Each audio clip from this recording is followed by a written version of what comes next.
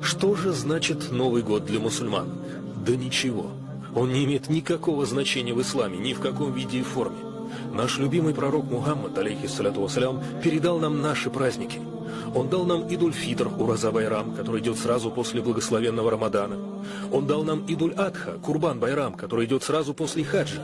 У нас также есть каждая пятница. Это день Джума, пятничной молитвы и проповеди. Это тоже праздник для верующих.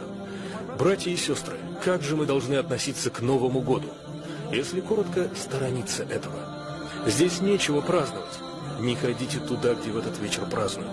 Сторонитесь сборищ, которые неприятны Аллаху Субхану ва Тааля, где все перемешано, алкоголь и тому подобные вещи. Сторонитесь этого.